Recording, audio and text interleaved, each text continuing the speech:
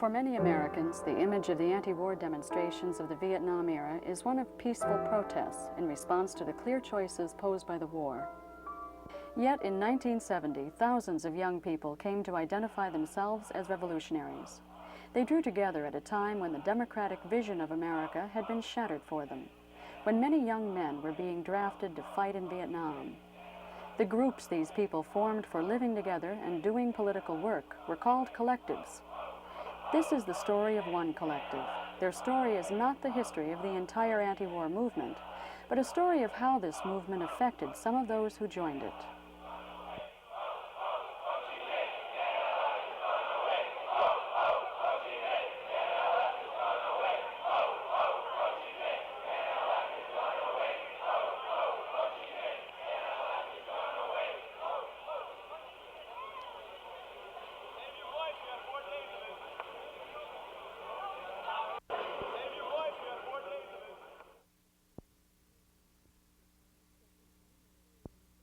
I'm not sure if it was me or if it was actually a lot clearer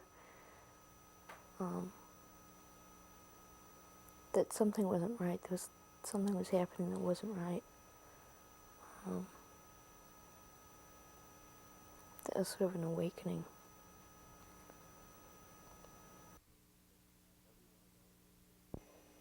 Everyone who kind of considered themselves a high school activist decided that what they wanted to do was, first of all, get out of their house, and second of all, be able to go and do something politically useful.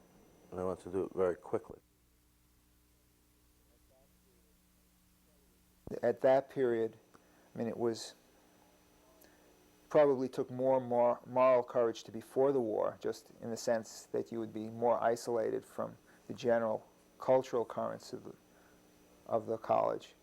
And so I sort of drifted into doing anti-war work. I hated Harvard quite a bit.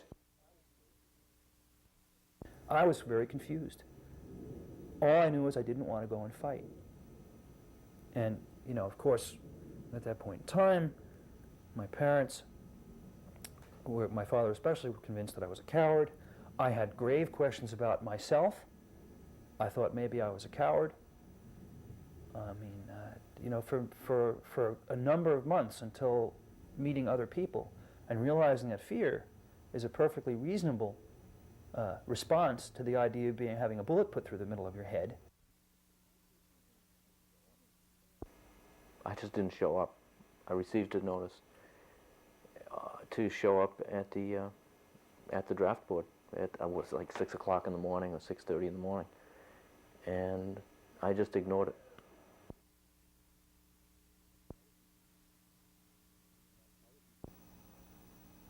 Other people bothered to come after me, but the draft board never did. I mean, I wrote them little letters on the back of old pieces of paper that said that I couldn't join their army because I had already joined the People's Army.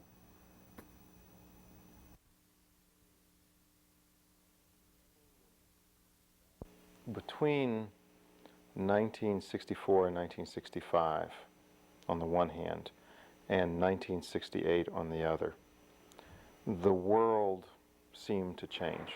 In 62, 3, 4, there was the civil rights movement, there was protests around disarmament, there was the beginnings of a student movement, but in general the country was still seen and portrayed itself as largely a tranquil country in which the problems had basically been solved